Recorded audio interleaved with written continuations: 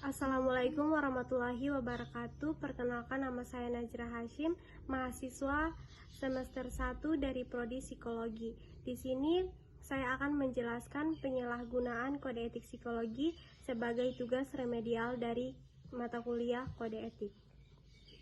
Penyalahgunaan kode etik psikologi adalah tindakan yang dilakukan oleh psikolog atau ilmuwan psikolog yang menyimpang dari ketentuan yang telah dirumuskan dalam kode etik psikologi. Kode etik psikologi adalah seperangkat aturan yang mengatur perilaku profesional psikolog dan ilmuwan psikologi dalam menjelaskan tugas dan tanggung jawabnya. Kode etik psikologi bertujuan untuk melindungi pengguna layanan psikologi, ilmu psikologi, dan profesi psikologi itu sendiri. Penyalahgunaan kode etik psikologi dapat berdampak negatif terhadap berbagai pihak, antara lain penggunaan psikologi dapat mengalami kerugian baik secara fisik, mental, maupun emosional. Yang kedua, ilmu psikologi dapat dirugikan karena kepercayaan masyarakat terhadap profesi psikologi dapat menurun.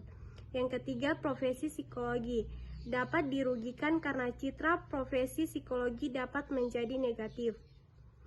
Namun, berikut ada beberapa contoh penyalahgunaan kode etik psikologi.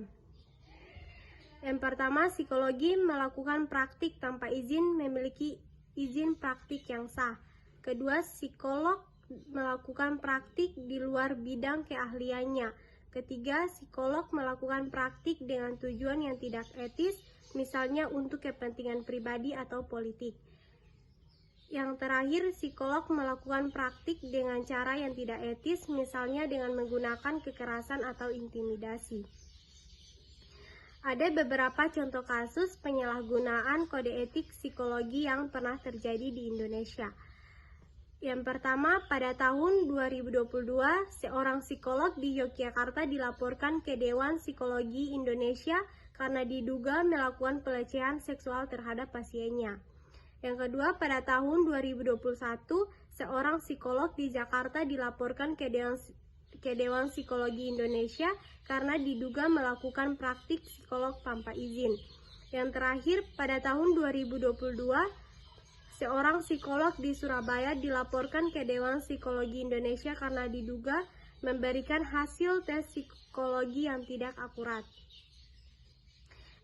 Dewan Psikologi Indonesia atau DPI memiliki kewenangan untuk memeriksa dan mengadili kasus-kasus penyalahgunaan kode etik psikologi. Jika terbukti bersalah, psikolog yang melanggar kode etik dapat dikenakan sanksi, mulai dari teguran tertulis, pemberhentian sementara dari praktik, hingga pencabutan izin praktik. Ada beberapa upaya yang dapat dilakukan untuk mencegah penyalahgunaan kode etik psikologi. Yang pertama, psikolog dan ilmuwan psikologi harus memiliki kesadaran dan pemahaman yang tinggi terhadap kode etik psikologi.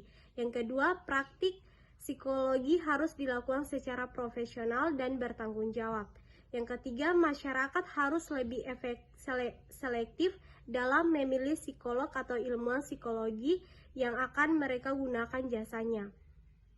Masyarakat juga dapat berperan aktif dalam mencegah penyalahgunaan kode etik psikologi dengan melaporkan kasus-kasus penyalahgunaan tersebut ke Dewan Psikologi Indonesia.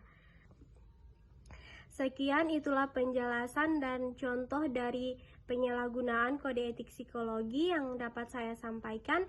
Lebih dan kurangnya saya mohon maaf. Wabillahi taufiq walhidayah. Wassalamualaikum warahmatullahi wabarakatuh.